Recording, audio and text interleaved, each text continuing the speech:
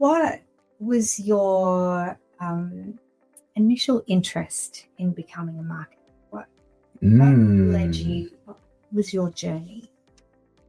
I still have very distinct memories of as a child. It was, obviously not many television programs to choose from.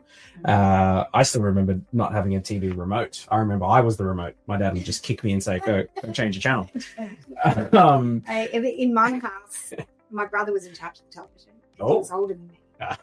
So I only got to watch what if he was there, you were watching whatever he chose to watch. Yeah. I'm trying to think back now. I don't know whether I chose what we watched or my parents did. Sail of the Century was definitely something my parents chose. I remember having to watch that. Yeah, that's why I'm pretty. If anyone needs me for a trivia night, I'm not bad. A lot of useless information here. But one program I remember watching clearly, which probably started the whole journey for me, was they used to do those programs, which was like, world's funniest commercials. I used to always. I enjoyed, if I was allowed to stay up, there was world's sexiest commercials. So those types of programs, for whatever reason, I was enthralled by ads. I just thought, they have to compact this amazing story, into 30 seconds or less. And I love that idea. So when I went to university, did a communications degree, and I thought I wanted to get into the world of advertising.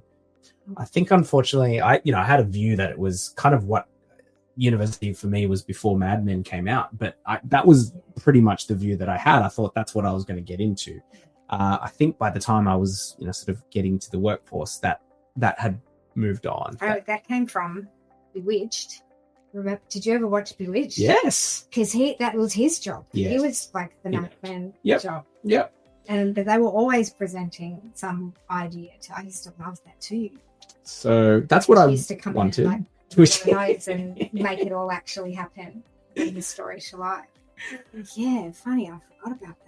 I love the fact that in our generation, I'll loosely say, I think the minute you start mentioning TV shows, you can sort of start pegging. Oh, it's okay. I know. I know roughly when you were a kid. You would have been watching.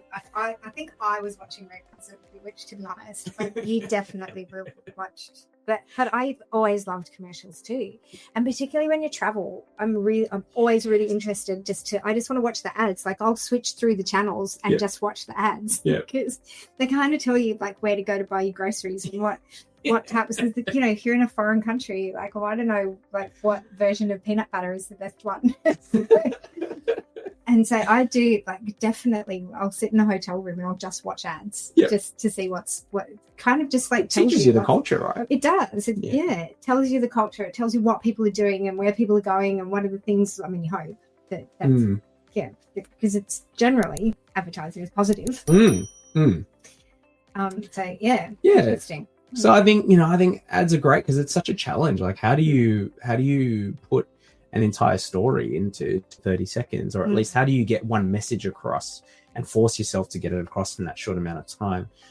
So that's what I was passionate about, but I never went into sort of, I guess, ad creation. I just stepped straight into marketing, which I guess was the same problem that you're trying to solve, just lots of different channels rather than only having a television ad as your solution. There were so many other ways to solve this, whether it be trade shows or magazine ads. And so that was the world that I fell into. And it is honestly that it's the ability to build a connection quickly and succinctly that I enjoy.